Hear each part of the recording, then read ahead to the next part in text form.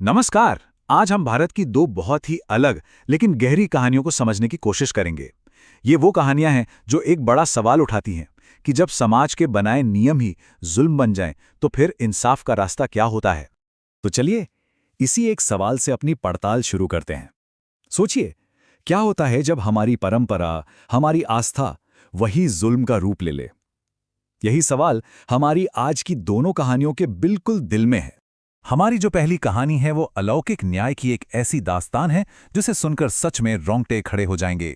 और इसकी शुरुआत होती है एक बेहद सुनसान शमशान घाट से।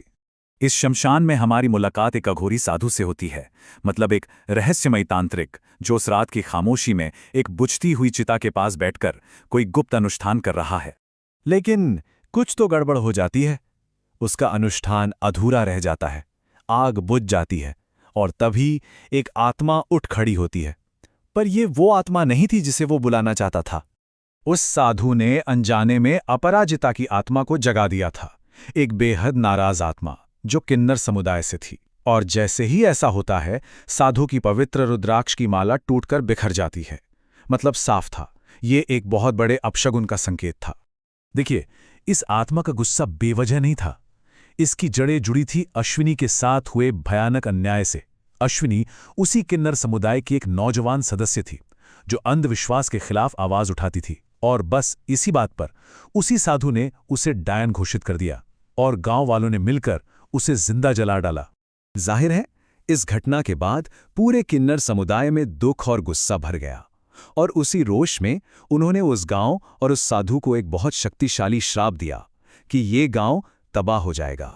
और फिर शुरू होता है अपराजिता की आत्मा का इंतकाम, जो किसी तूफान से भी तेज था। पहले ही रात एक अजीब सा तूफान साधु के आश्रम को तहस नहस कर देता है। अगले दिन उसे हर तरफ बस अश्विनी की आवाजें और डरावनी परछाइयां दिखने लगती हैं और आखिरकार अपराजिता की आत्मा खुद सामने आकर उस साधु को मौत के घाट उतार देती है।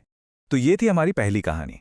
अब इस अलौकिक दुनिया से बाहर निकलकर हम चलते हैं एक ऐसे गांव में जहां जुल्म रोज की जिंदगी का हिस्सा है। ये कोई भूत प्रेत की कहानी नहीं, बल्कि एक शांत पर उतनी ही क्रूर सच्चाई है। ये कहानी है औरतों की हड़ताल की।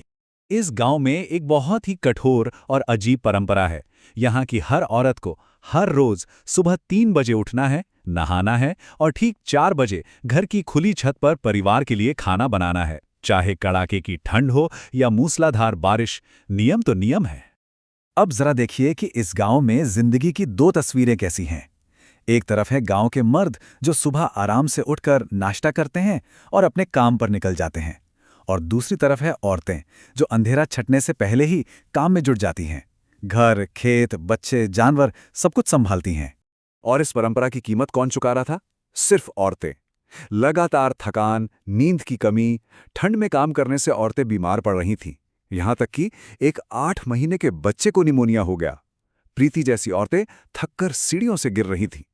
मतलब ये सिर्फ एक परंपरा नहीं थी, ये एक तरह की सजा बन गई थी। अब सवाल ये उठता है कि सिर्फ छत पर ही क्यों, घर के अंदर क्यों नहीं? तो बात यह है कि इस समस्या की जड़ बहुत गहरी थी। ये किसी एक घर की कहानी नहीं थी। पूरे गांव में एक भी घर ऐसा नहीं था जिसके अंदर रसोई बनी हो, एक भी नहीं। ये परंपरा जैसे पत्थर की लकीर थी। तो फिर बदलाव कैसे आया? इसकी शुरुआत हुई जब गांव की बहुओं ने एक साथ मिलकर फैसला किया, बस अब और नहीं। उन्होंने सुबह 4 बजे छत पर खाना बनाने से साफ इनकार कर दिया। और जब मर्दों को सुबह खाना नहीं मिला तो उन्हें मजबूरन इस मामले में पड़ना पड़ा। और यहीं से पहली बार बातचीत का रास्ता खुला। तो ये थी हमारी दो कहानियां। अब चलिए इन दोनों को एक साथ रखकर देखते हैं और समझते हैं कि ये अन्याय से लड़ने के बारे में हमें क्या सिखाती हैं।